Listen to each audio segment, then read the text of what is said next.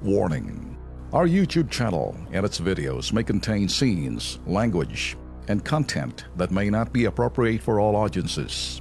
These videos include surveillance footage, undercover pursuit of suspects, actual police and rescue operations, and fearless confrontations.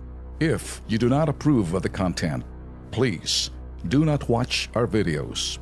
If you wish to continue, we strongly advise that you proceed with caution.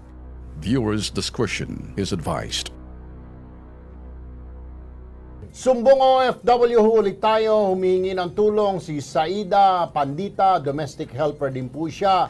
Sa Bahrain naman, reklamo niya hindi raw tama ang pasweldo sa kanya ng employer base sa kanilang kontrata. Lagi pa raw siyang sinasaktan at minumura ng kanyang amo. Narito po ang kanyang panawagan. Gusto na po uwi kasi nahirapan ako dito sa amo ko dito. Wala akong pahinga. Iuwi na lang ko. Hindi ko gusto gulo dito sa bahay nila. Pagka maano pang mangyari ko dito. Yan ang problema lagi, Tolben, parang Alex. Yung ano, pag iba yung kontratang pinipirmahan dito, pagdating doon sa abroad, iba rin. Doon sa abroad, iba na yung sweldo. Dito, napakaganda, 20,000, 25,000. Appealing, no? Appealing. Free day off, every Saturday, gaya mga ganon-ganon. Pagdating doon, nagbago na. 7,000 o 10,000, tapos wala ng day off. Yun. Tapos 24 hours ng trabaho mo. Pero natandaan mo naman kahapon sinabi ni Hans Kakdak, no?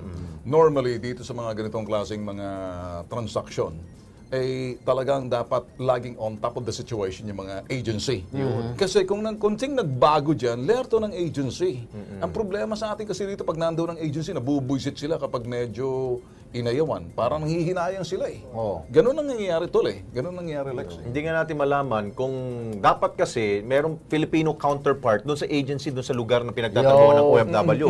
Dahil kung Arabo yung kausap nila doon, minsan, naiisahan rin sila eh. Wala nang pakialam yung mga hinayupak na yun. Kaya kailangan talaga may contact na lang dyan yung embassy, yung labor officer at saka mga OWA. Anyway, sinubukan po namin tawagan o tinatawagan namin itong OFW pero hindi po makontak sa mga oras na ito, Tolben, paring Alex. At the same time, sa ilang saglit po, ay makakasama na natin si Josephine Tobia ng OWA.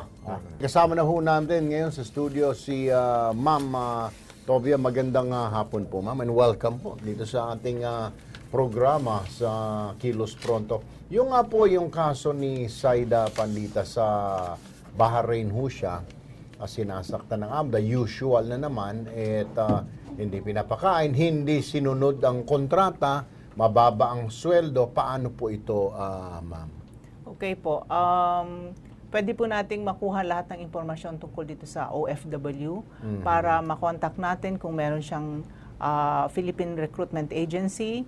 At the same time, kunin rin natin yung principal niya sa Bahrain at ma-advise ang ating POLO, labor attaches at saka yung welfare officers natin na to attend to her concern, no? Kasi itong violation ng contract, maliwanag ito na dapat asikasuhin ng kanyang mga recruitment agency.